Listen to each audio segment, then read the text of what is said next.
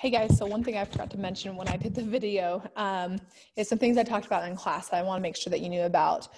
So these working conditions, as we learned in these videos, were really horrible. You learned a lot about the children working in there and how dangerous that was. And one thing that I didn't talk about was women specifically. Women were kind of considered property, like a man owned his house, his car, when he got one, his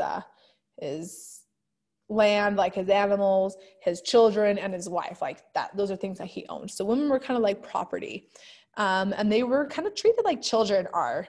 They have to be monitored. They can't be trusted to make their own decisions.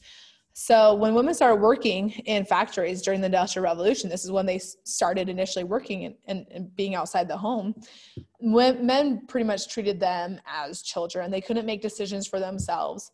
One of the decisions that they couldn't make for themselves really is when to go to the bathroom. So usually they lock a lot of doors. They lock the bathroom doors, so you could only go to the bathroom if you gain favor with your supervisor. So if he liked you, whether in just a normal way or like a I like you kind of way, then maybe you could take a bathroom break. But basically the only break that you get to use the bathroom is during your lunch hour. So you have 40 minutes. Picture a huge factory with lots of floors. There's like 2 bathrooms on 2 different levels, and you have hundreds of people trying to use those 2 bathrooms within 40 minutes. That is chaos. Plus, you have to use that time to eat too. And you usually have to, either eat your lunch there or go home and get it, or, whatever your lunch is at, or go buy your lunch from a street vendor who had, a cart of fruit or something, or some bread and some sandwiches. You could buy that if you needed to.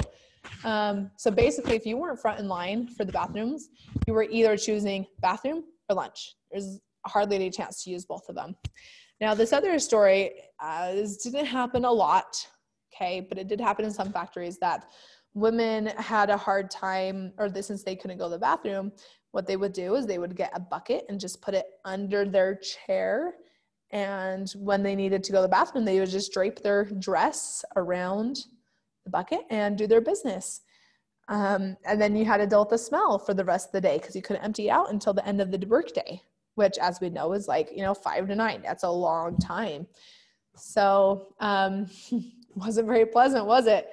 So there's lots of problems with that. I did also want to mention some dangerous things, especially with the coal mines. Now, in a mine, you can't stand up. It's too short. You're usually either crouching or you're going to crawl through it.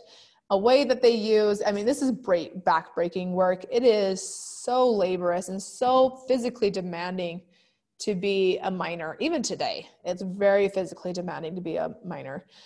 Today, they pay you the big bucks if you're going to be in the mines. But then they didn't, you didn't really get that much money for working there.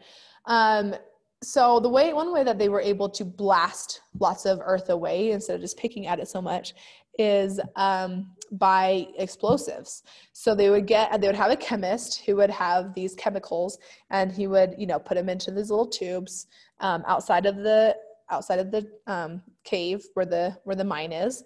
And sorry, my nose itches. And so they would prepare it. They put it on a tray, and usually it was a boy, because we learned that boys work in the caves.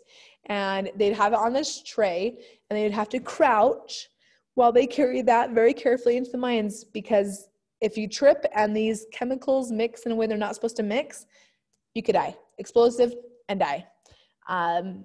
So if you do manage to make it all the way in there without tripping or spilling it or mixing it and causing an explosion and dying, you'd have someone there who was supposed to put it where it's supposed to be to prepare it for the explosion, set the wire so you can get it ready.